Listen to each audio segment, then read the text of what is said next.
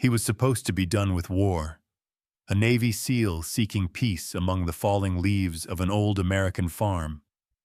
But when his German shepherd, Shadow, dug beneath the rotting boards of a forgotten barn, he uncovered something far older than either of them. A tunnel built in 1946, sealed with secrets that could shatter 3 families.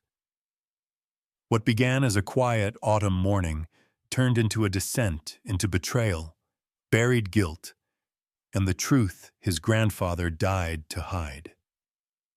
Because sometimes, the ghosts of war don't live overseas. They wait under our own soil.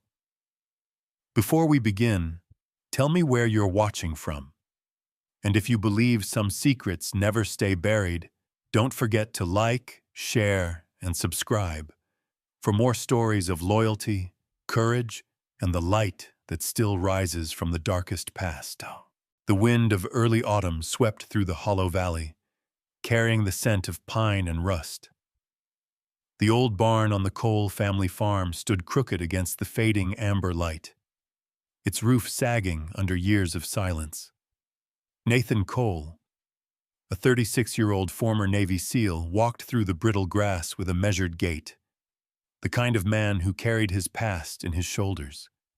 His face was angular, sun-hardened, marked by a faint scar running from his temple to his jaw, a relic from a night in Kandahar when everything went wrong. His eyes were gray-blue, steady but distant, like a soldier who had seen too much to believe in peace easily. He'd traded deserts for farmland, missions for chores. But quiet, he'd learned, could be louder than gunfire.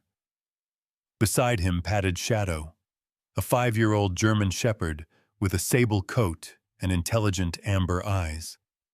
Once a military K-9, Shadow bore a thin line of scar tissue across his flank, a testament to loyalty paid in blood. He was disciplined but restless, mirroring his master's unease. Nathan often caught himself talking to the dog as if to an old comrade, because in truth, Shadow was the only one who had followed him home.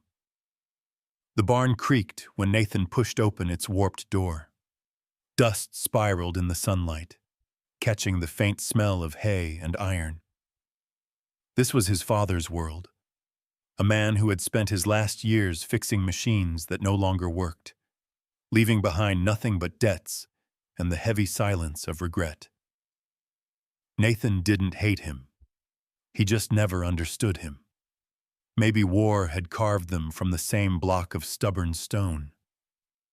He set down his toolbox and wiped the sweat from his brow. "Easy job," he muttered. "Replace a beam, patch the roof, move on." But Shadow's attention was fixed on the ground near the center of the floor. The dog's ears shot up, tail stiff, body coiled like a spring. Then came a low growl, deep, uncertain. "What is it, buddy?" Nathan asked, crouching. Shadow pawed at the boards, sending up a puff of dust. Then came a sound, a hollow, resonant thud. Nathan froze. He tapped the plank again with his knuckles. Another thump empty beneath. There was no crawl space under this barn. He knew that for a fact. Adrenaline whispered through his veins. He pried the first board loose with a crowbar, wood splintering with a sharp cry. Beneath it, cold air breathed up from the dark, carrying a faint metallic scent, old, like damp steel. He peeled away another plank. A set of wooden steps descended into the earth, hand-carved, slick with moisture and time. Nathan's pulse quickened. He reached for his flashlight, its beam slicing through the dust. The light glinted off something etched into the nearest support beam. Project Caldera, 1946. The letters faded but unmistakable. He frowned. His father had never mentioned anything like this. His grandfather had served after the war. But this? A strange chill crept along his spine. Maybe it was the air from below. Maybe it was memory. He remembered crouching in a tunnel overseas once, the same stillness pressing down, the same weight in his lungs. "Not again," he whispered, but Shadow's growl pulled him back. The dog was staring at the steps, ears flat, eyes locked. Nathan followed the gaze. In the dust by the opening, he saw it. A footprint. Fresh. Larger than his own. Every sound seemed to vanish. The wind, the creak of the rafters, even his own breath. He tightened his grip on the flashlight, the beam trembling slightly in his hand. Then, from deep below the steps, came a noise. A single, deliberate footstep. Shadow barked once, sharp and fearful. Nathan's heart hammered. Someone, or something, was still down there, and as the echo faded into the earth, the barn fell silent again, holding its breath with him. The morning air carried the crisp scent of fallen leaves and damp earth. A pale sun struggled through the amber haze above the valley as Nathan Cole returned to the barn, the wooden floorboards still scattered from yesterday's discovery. He hadn't slept much. Every time he closed his eyes, he saw that dark stairwell, heard that single echo from below. Years in the Navy SEALs had taught him how to silence fear, but not curiosity. And right now, curiosity felt heavier than a rifle on his back. His breath fogged in the cool air as he knelt to lift the first board again. Shadow, the German shepherd, padded close beside him, his fur catching glints of sunlight like polished bronze. The 5-year-old dog was alert but cautious, tail stiff, nose twitching at the scent rising from the hole. Nathan reached out, resting a calloused hand on Shadow's neck. "Easy, partner. We've seen worse." But he wasn't sure if he believed that. The beam of his flashlight slid down the steps, chasing shadows from the walls as he descended. The smell of damp wood, metal, and something older filled the tunnel. When he reached the bottom, the small underground chamber revealed itself fully this time. It was roughly carved and supported by beams blackened with age. A wooden table stood in the center, covered with a layer of dust so thick it blurred the edges of time. Scattered across it were old papers, rusted tools, and a metal storage box stamped with fading white letters. U.S. property. Nathan's pulse quickened. He ran his fingers across the corroded latch and pried it open. Inside lay a folded letter sealed in wax, the paper brittle and yellowed. The handwriting was elegant, careful, the kind of script learned by men who once believed in permanence. He read the name at the bottom. H.W. Henry Ward, his grandfather's name. The words above it were written in a tone that chilled him. What lies beneath must never leave this land, not for profit, not for redemption, not for anyone.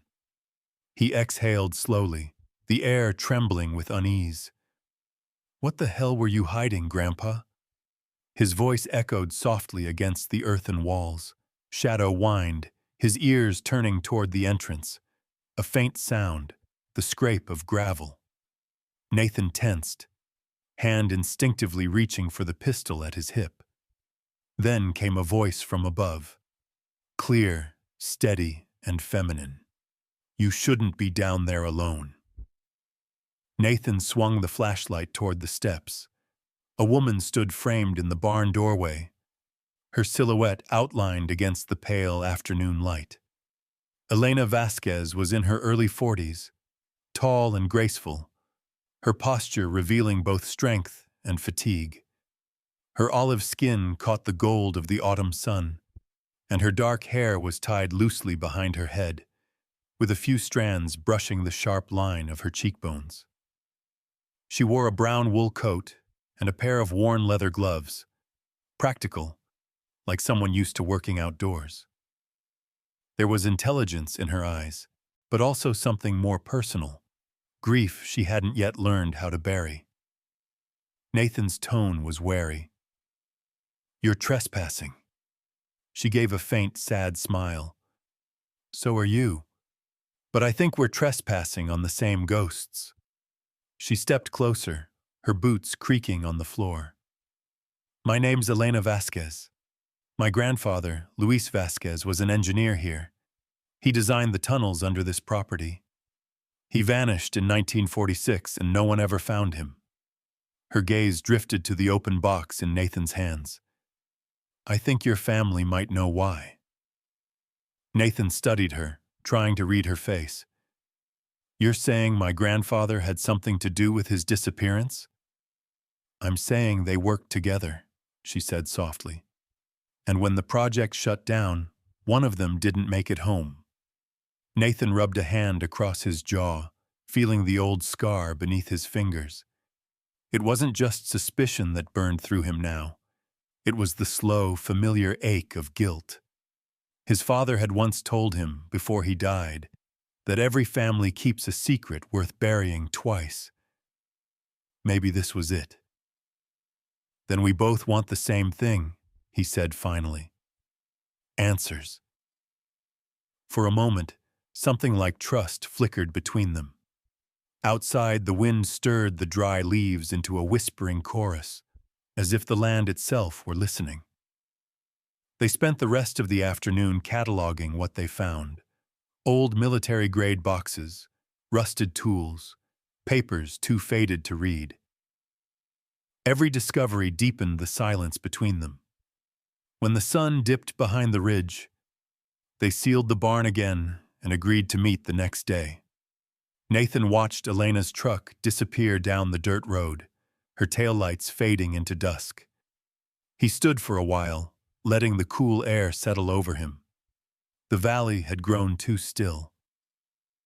That night, the peace shattered. Shadow's bark cut through the dark like a siren, frantic and sharp. Nathan grabbed his flashlight and ran to the window. The barn door, closed and locked earlier, now hung open, swaying gently in the wind. Fog had rolled down from the hills, thick and silver under the moonlight. He stepped outside, boots sinking into the wet earth. "Shadow, stay close," he whispered. The dog moved ahead, muscles tight, his low growl rumbling through the stillness. The beam of light caught something moving near the barn. A figure, standing just beyond the threshold. A woman. She was in her 30s, slender but poised, with pale skin that seemed to shimmer against the fog. Her dark trench coat clung to her like shadow itself, and her short auburn hair framed a face both tired and unflinching. When she spoke, her voice was calm, almost official. "Mr. Cole, my name is Grace Miller. I'm with the Department of Veterans Affairs." She took a step forward, her eyes sharp and knowing. "We've been watching this property for a very long time." Nathan's grip on the flashlight tightened, the beam trembling across her face. "Watching? Why?" Grace's smile didn't reach her eyes. "Because not everything buried here belongs to your family." The fog thickened, swallowing her outline until she looked more like a specter than a woman. Shadow barked once, loud and defiant, but Nathan felt something colder than fear stir inside him. Recognition. He'd seen that look before, in the eyes of people who knew more than they ever admitted. "Then maybe," he said quietly, "it's time someone finally told me the truth." The night settled heavy over the valley, its silence broken only by the sigh of wind through the trees and the faint creak of the old barn's rafters. Autumn had begun to rot at the edges, leaves darkening, air sharpening, the world turning brittle and tired. Nathan Cole stood at the barn doorway, the flashlight trembling slightly in his gloved hand. His face, lean and hard from years of military service, caught the edge of the lamplight. High cheekbones, a square jaw rough with stubble, eyes the cold gray of spent gunmetal. He'd been trained to control fear, but fear wasn't what burned in him now. It was the same gnawing unease he'd felt in every mission that went too quiet before the chaos. Behind him, Shadow, the German shepherd, padded restlessly in circles. The 5-year-old dog's sable coat gleamed faintly, his breath visible in the cold. Shadow had been bred for discipline, molded by war like his master. But tonight he was unsettled, ears twitching, tail rigid, every instinct telling him the dark was alive. Nathan crouched, ran a hand over the dog's neck, feeling the old scar beneath the fur. "Stay close, boy," he whispered. "If something's down there, we find it together." Earlier that evening, Grace Miller had returned, her presence sharp as the chill in the air. She stood in the dim light of the barn, tall and slender, her auburn hair tied neatly back, rain glistening on the shoulders of her dark trench coat. Her face was pale and still, eyes clear but clouded with secrets. She moved with the precision of someone accustomed to control, but control built on lies. Her calm tone didn't quite match the tremor beneath it. "Project Caldera wasn't a mine, Mr. Cole," she said. "It was a test site, a secret one. 3 officers were assigned here: Henry Ward, Michael Harrow, and Luis Vasquez. One of them died. The other 2 made sure no one ever learned why." Nathan's eyes narrowed. "And my grandfather was one of them." Grace nodded slowly. What they found under this land wasn't just uranium. It was a prototype, a weapon material that should never have existed. The project was shut down in 1946, but some of the ore stayed buried. Someone's looking for it now. Nathan's voice was low, tight with suspicion. "Who?" Grace hesitated. Her jaw clenched before she answered. "The descendants of the men who built this place. Some still believe there's enough down there to make them rich or powerful." The wind howled through a crack in the roof. Nathan turned toward the open floorboards. His pulse thudded like a heartbeat in his ears. "Then it's time I saw what they were willing to kill for." Grace opened her mouth as if to stop him, but the look in his eyes silenced her. She'd seen that kind of stare before, the unyielding calm of someone who'd already made peace with risk. By the time the moon had climbed behind the clouds, Nathan and Shadow were already deep underground. The flashlight's beam wavered across rough walls lined with rotting timbers. The air grew heavier, metallic, almost electric. He followed the tunnel until it opened into a small chamber. On the dirt floor lay a crumpled military jacket, its sleeve torn and darkened by dried blood. He crouched, touching the insignia still faintly visible on the shoulder. An eagle and the name Harrow. His throat tightened. "So this is how ghosts return," he muttered. He swept the light further. There, at the far end of the room, loomed a steel door, massive and ancient, the color of rusted bone.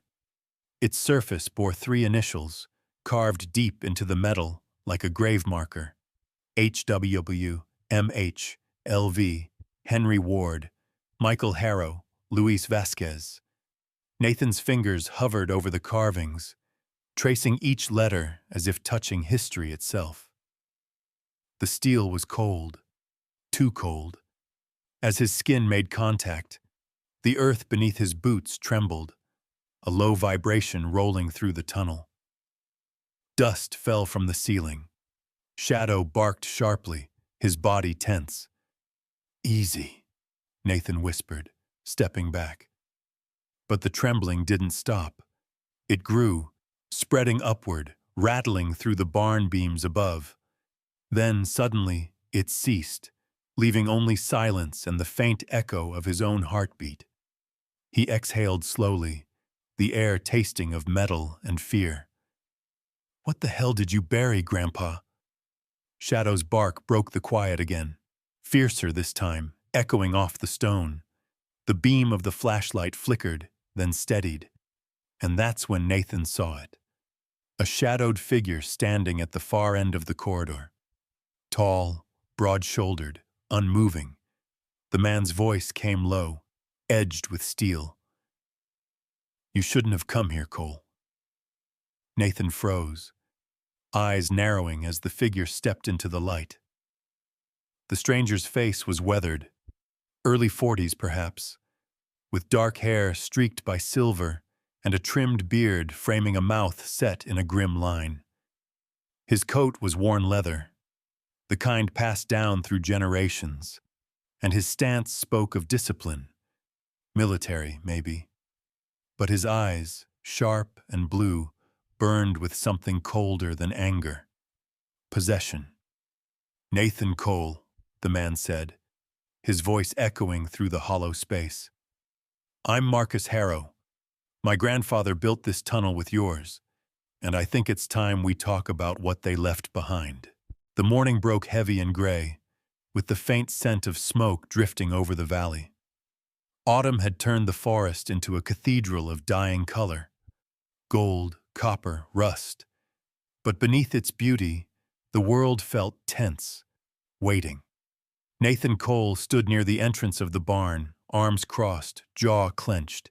His uniform jacket, old, faded from sun and war, hung from his shoulders like a weight he couldn't shed. He'd seen men lie, fight, and die over power before, but this was different. This time, the ghosts wore his family's name. From the tunnel came the echo of boots against stone. Marcus Harrow emerged from the darkness, a tall man in his early 40s, with a build forged from labor and old grudges. His face bore the hard lines of a man who'd learned control through loss. His beard was neatly trimmed, but there was no neatness in his eyes.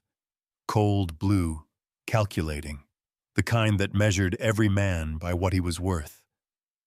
His hands, calloused and scarred, gripped a lantern, its flame reflecting the sharp planes of his face.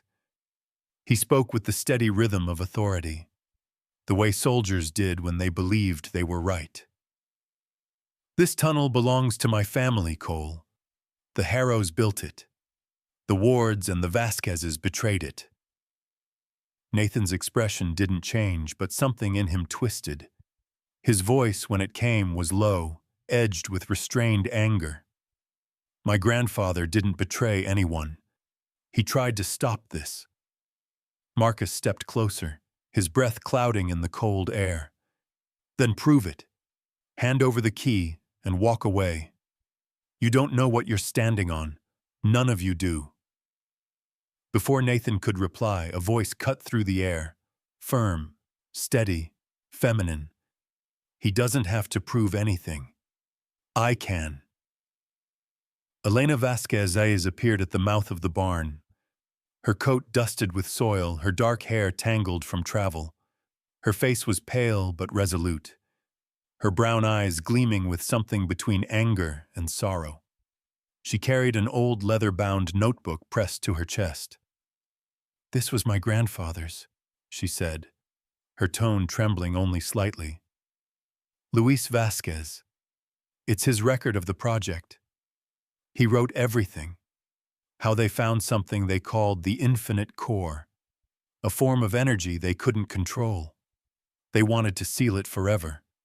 But your grandfather..." Her gaze locked on Marcus, wouldn't let them. Marcus's jaw tightened. Lies written by a coward who ran when things went bad. Elena opened the book, her fingers tracing the faded ink. "He didn't run. He was murdered." The words hit like shrapnel. Nathan's stomach knotted. The air thickened, charged with the ghosts of men long buried. He saw the conflict ripple across Marcus's face. Surprise first, then denial, then the cold armor of pride sliding back into place. "You don't know what you're talking about," Marcus said. "You weren't there." "No," Elena replied softly, "but I've been living with the aftermath my whole life." Before Nathan could speak, a new sound sliced through the silence. A single, measured click, unmistakable to a man who'd spent years in combat. A gun being cocked. From the shadows stepped Grace Miller, her trench coat glistening with dew, her auburn hair loose now, catching the faint light like copper wire. The calm, professional mask she once wore was gone. Her eyes, dark, feverish, burned with grief and rage long held. The pistol in her hand looked steady, but her voice trembled under the weight of truth. "It's time to stop pretending, Marcus. You too, Nathan. I'm not with the government. Never was." Nathan's eyes narrowed. "Then who are you?" Grace took a breath that sounded like confession. "Grace Vasquez. Luis Vasquez was my great-grandfather, the man both of your families buried under lies." Elena froze, eyes widening in disbelief. "You're... what?" Grace's smile was small and bitter. "I joined the military archives to find out what really happened. I thought I wanted justice. Turns out, I want blood." She raised the gun toward Marcus, hand trembling slightly. "Your family killed mine." Marcus took a slow step forward, palms open, voice low. "You don't know what you're doing." "I know exactly what I'm doing," she snapped. "Your grandfather tried to play God, and now you're doing the same." Nathan's instincts screamed at him to move, to intervene, to take control of the room like a mission gone wrong. But this wasn't a mission. This was the fallout of a century-old war. He could feel the ground shifting beneath him, literally. The faint hum in the earth was growing stronger, a low vibration rising from the depths of the tunnel. "Grace," Nathan said carefully, his voice quiet, measured, the tone of a man coaxing someone off a ledge. "Put it down. You said they found something powerful. Whatever it is, it's waking up." But Grace shook her head, tears streaking through the dirt on her cheeks. "Then let it burn." A sharp boom split the air. The ground heaved beneath them. Dust rained from the rafters. The old timbers groaned as the earth roared. Marcus spun toward the tunnel entrance, eyes wide with alarm. "No," he breathed. "It's the charges." The explosion hit like thunder. The floor split open, swallowing half the barn in fire and debris. Nathan lunged forward, grabbing Elena by the arm as the tunnel behind them erupted in flame. Shadow barked frantically, darting toward the collapsing stairwell. Through the chaos, Nathan caught a glimpse of Marcus's face, lit by fire, twisted in grim resolve, as he shouted something lost in the roar. Then the ceiling came down. The dawn came pale and trembling over the valley, its light broken by drifting smoke and the smell of burnt cedar. The forest that only days ago had blazed gold with autumn now lay veiled in ash. Nathan Cole clawed his way out from the fractured earth, lungs burning, hands slick with blood and soil. He could hear the distant crackle of fire below, and somewhere in the haze, shadows labored panting. "Shadow!" he shouted, voice raw. A faint whine answered him. Relief, sharp, painful, pierced through the ringing in his ears. The German shepherd limped toward him from the ruins, his sable coat streaked with soot, one paw dragging slightly. Even wounded, his eyes still burned bright amber, loyal and alert. Nathan knelt, pressing his forehead against the dog's, whispering hoarsely, "Good boy. You did it. You got us out." The weight of loss pressed down heavier than the smoke. Beside him, Elena Vasquez coughed violently, pushing herself up on trembling arms. Her once neat brown hair hung loose, tangled with dirt and sweat, framing a face streaked with soot yet unbroken in resolve. There was strength in her eyes, but also grief. A grief born not from the chaos around them, but from what she now knew could never be undone. Her voice cracked as she looked toward the crater where the barn once stood. "Marcus?" she whispered. "He's gone," Nathan said quietly. The words came out flat, but not cruel, just final.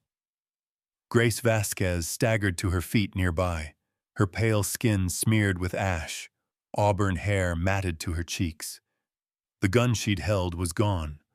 So was the rage that had driven her. In its place was something hollow, an exhausted understanding. "He rigged it," she murmured. "He really did it. He meant to bury everything." Her eyes shimmered in the smoke, distant and wet. Nathan looked at her, seeing for the first time not an enemy, but a woman who had spent her life chasing ghosts until they consumed her. He steadied her arm as another tremor rolled through the ground. The tunnel was collapsing for good now, sealing not only the secrets of Project Caldera, but also the bloodline feud that had poisoned generations. As the smoke thinned, the forest's light began to shift, autumn gold meeting the soft gray of dawn. Shadow limped ahead, nose to the ground, guiding them up the ridge. Each step felt heavier, but Nathan moved forward, driven by instinct, by duty, by the unspoken promise he'd made to himself, to end it here. They reached the crest of the hill just as the last explosion thundered behind them.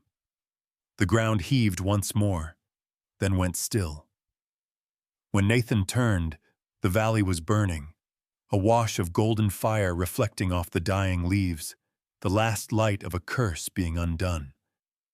Marcus Harrow and his men were gone, swallowed by the same fire they'd unleashed. And yet, the sight didn't bring Nathan relief. It only left him with silence. Days later, the smoke cleared and the authorities came. Nathan stood before a group of agents from the FBI, their faces stiff and impersonal, their suits already dusted with the dirt of a crime scene they couldn't fully comprehend. He handed them the weathered letter of Henry Ward and the journal of Luis Vasquez, proof of what had been hidden and of the price paid to keep it buried. "It's all there," he said simply. "Every name, every lie, every secret." When it was done, Nathan signed the papers transferring the property's rights to Elena. "This land's not mine," he told her, eyes softening. "It never was." Elena nodded, tears glinting like the morning dew. "Then maybe now it can finally rest." That evening, as the sun sank low over the ridge, Nathan sat on the porch of what remained of his father's farmhouse. The world smelled of rain and smoke and endings. Shadow lay beside him, head resting on his boot, breathing slow, steady. Nathan unfolded a letter, old, creased, written in his father's rough handwriting. The words blurred in the fading light. "If you ever find the truth, son, don't let it break you. Forgive the past. Start again." He stared at the horizon, where the forest burned orange with sunset. The weight in his chest eased, not because the pain was gone, but because he'd finally stopped running from it. "We did it, old friend," he whispered to Shadow, scratching the dog's ear. "We brought it all to light." The wind stirred, carrying the scent of fallen leaves across the quiet hill. Nathan rose, slinging his jacket over one shoulder, the last rays of daylight painting him in bronze. As he walked down the dirt path, leaves swirled in the air, gold and red, like fire and forgiveness. Behind him, the farm lay silent, its ghosts finally at peace. Ahead, the road stretched endless, open, waiting. And for the first time in years, Nathan didn't look back. When the fire died and the valley fell silent, Nathan realized the truth wasn't buried in the earth. It had always lived in the heart. Some secrets were never meant to destroy us, only to remind us that redemption often grows from the ashes we fear to touch.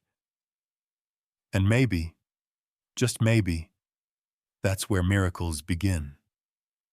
Because miracles don't always wear halos or descend from clouds. Sometimes they limp beside us on four tired legs, or come in the form of a letter written by a father who still believed in grace. Sometimes, the miracle is simply the courage to forgive, to keep walking when the road is long, and to believe that light can still rise from ruin.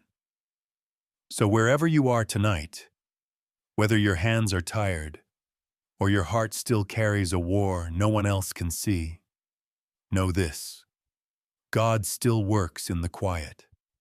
He still turns endings into beginnings, still brings healing through love, and still whispers hope through stories like this. If this story touched you, share it with someone who needs a little faith today. Leave a comment below, tell us where you're watching from, or who your own shadow in life has been. And if you believe that God still sends miracles in the form of loyalty, love, and second chances, hit that subscribe button so His light can keep shining through stories like these. May God bless you and every soul who believes that even in the darkest valleys, grace always finds a way home.